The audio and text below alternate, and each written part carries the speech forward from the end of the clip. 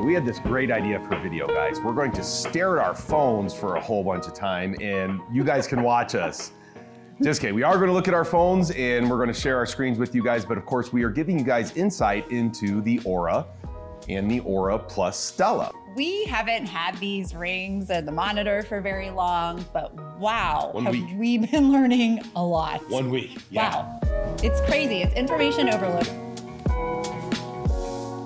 You're really honing in on the Oura information. So what have you learned this week? I learned that my recovery scores aren't great. And I'm hoping that that is leading me to be more stressed, right? My overall goal is to reduce stress or make sure my stress is at a manageable or acceptable level.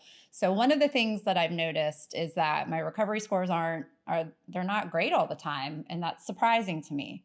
But it's really not, because I do a lot of HIIT workouts, a lot. I love them.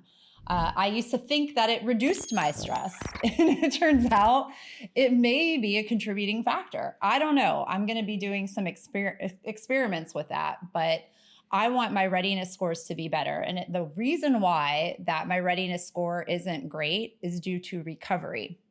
So based on my high activity from the day before, I have a lower readiness score because of that crazy amount of activity. I have not given my body enough time to rest and recover and reduce stress, I hope, is what has happened. You have been going to the gym almost daily, 5 or 6 days a week, and I've often been concerned about this amount of HIIT workouts, and I've been pushing for you to work in some more yoga and some more walks or some hikes or something. So I'm excited to see this change. I think that finally we get real, true insight into exactly what it's doing for your body, and it's really, really cool. It's fascinating, and I've been talking with you about the changes that I'm going to make right off the bat. So what I plan to do is to put some space in between these workouts. I cannot give them up, not yet. I hope never I have to give these up, but I'm going to put a day of lighter activity, like you said, either yoga or walking in between these HIIT workouts, and see if that makes a difference to my readiness score and ultimately my stress levels.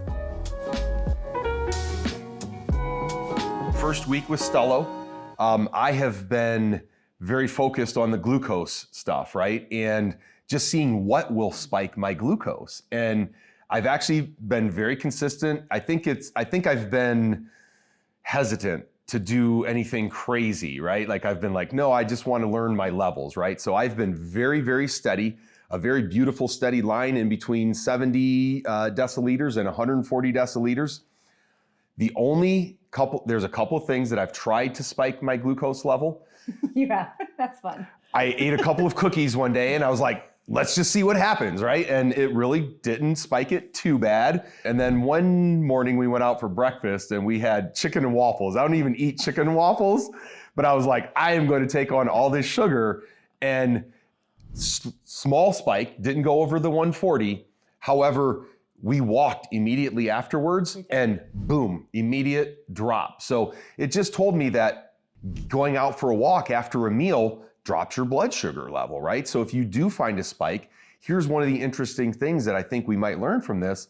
How can we control, but still get to eat some of the things that we still enjoy? And I'm really excited about that. Very excited to see how my glucose, when I really start to push it.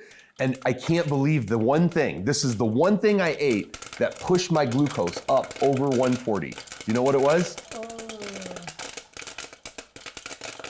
No. A giant bowl of popcorn. Popcorn? Popcorn pushed my glucose level.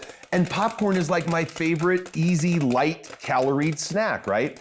It didn't push it up too much over 140. And if I take a short walk afterwards, no big deal. I think it'll drop it right back down. But again, popcorn doesn't seem like something that's going to spike your glucose, but it did. It's crazy. That is wild. Yeah. And again, it's that whole concept of bio-individuality, right? So that's what spikes it for you. Would it spike it for me? I don't know. I haven't graduated to the Stelo yet.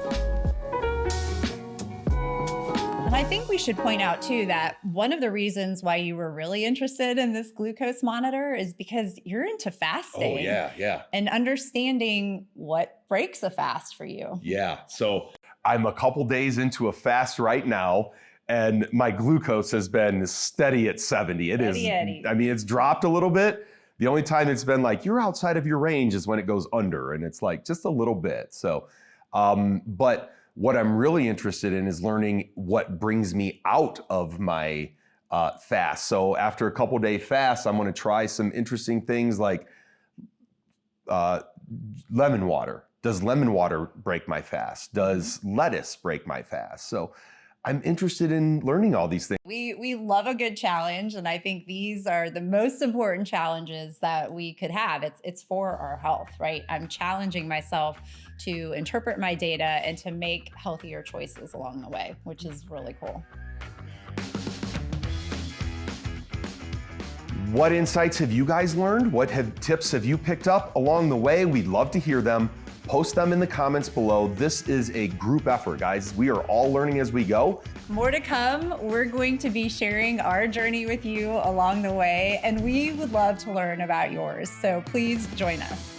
We have more insight about the Oura and the Stelo combination coming up in this video right here. We'll see you there.